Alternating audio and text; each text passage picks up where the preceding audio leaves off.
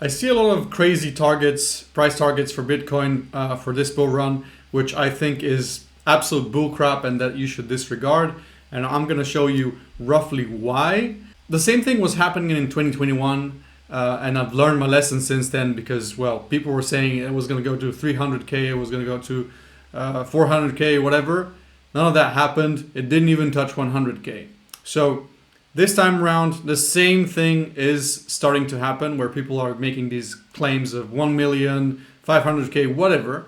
And I don't think it's not impossible, but it's highly, highly unlikely. So what is a realistic target? Well, I'll show you what I'm looking at and I'll do some numbers with you and we'll get right into that. So we have a very nice article here that says Bitcoin cycle analysis peak by around 155,000 by August of 2025. And we will get into the details of how exactly they arrived at this number. It's the most realistic one out there and the lowest, obviously, because most predictions, there are a lot of people saying 200 plus, 250, 300, up to a million, it goes crazy. But based on the Bitcoin history and what it has done before, that does not seem realistic. So the more realistic number is 155,000. So how are we getting to this number? Well, you look at the historic lows and peaks of the Bitcoin historical cycles. Number one, it is this chart. So what does it show us?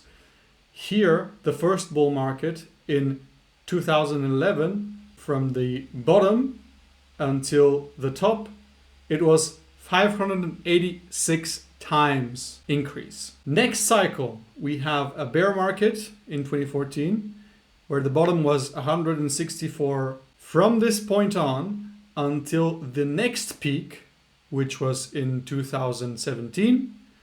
The price multiplied by 121 times.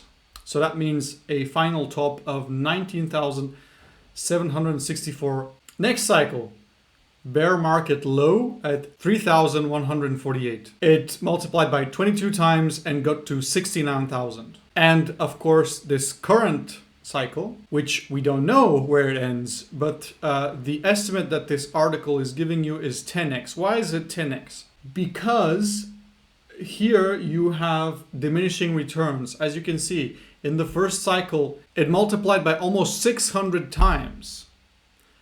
In the second one, 121, in the third one, 22, and in the fourth one, we don't know yet.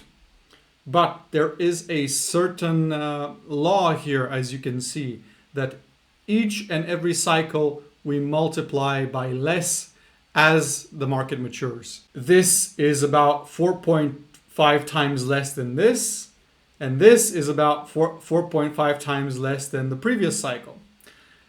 And if we use the same math, that gives us an estimate. It's only going to do a 5x from the bear market bottom.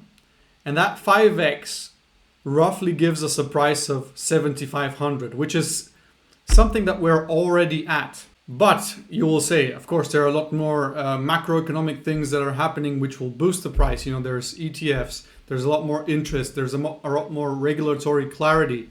It's the best performing asset of the decade. There's a lot more hype to drive more money in this market than to just have a very small and underwhelming 5x. Okay, that's why we're saying we're going to do a 10x instead of a 5x, which brings the price up to about 155,000 as the article predicted. But that's not just yet. We're not done yet because it takes a look at more metrics. We're looking at now the differences from top to top, which is this chart.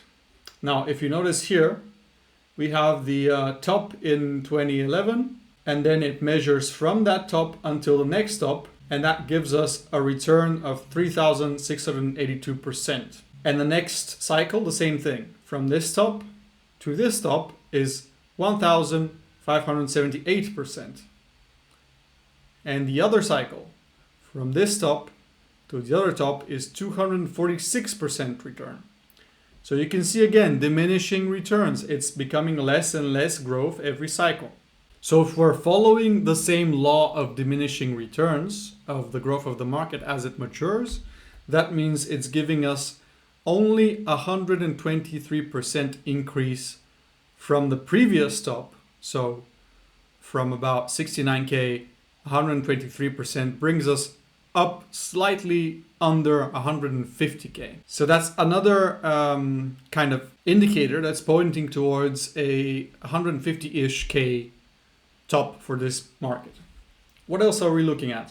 So when can we expect this to happen? Now you will see this chart, which measures the length between top to top and between the halving to the top.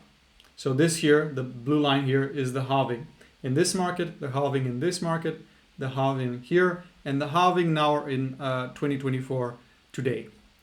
So from the halving roughly to the top, it's right about 70 something bars. These bars are weekly, so that means 75 weeks, 78 weeks, and then potentially here for us 68 weeks, because we expect things to be moving a bit faster.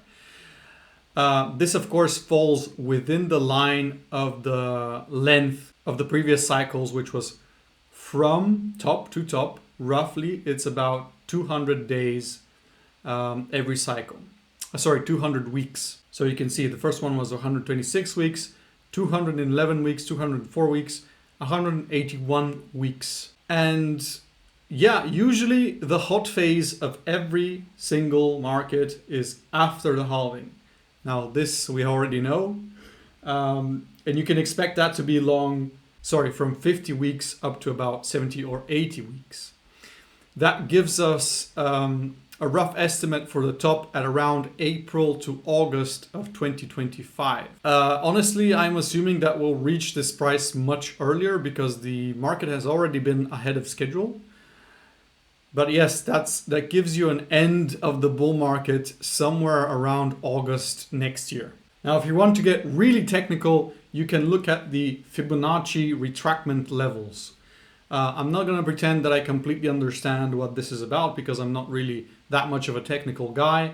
But this analysis is again predicting a top right about somewhere 170,000.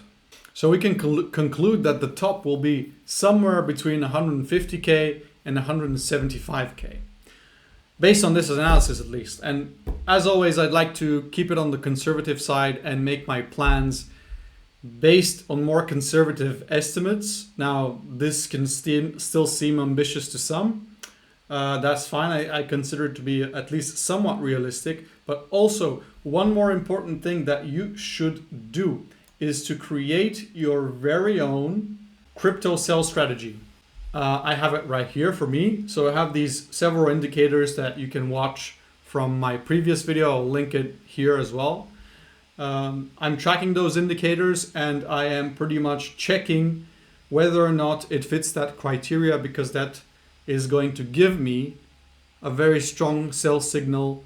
And I'm not going to wait until the price goes over 150K, because if all of these are flashing in red, so if it meets my sales criteria, I'm going to start selling well before we get close to that all-time high, if these criteria are met.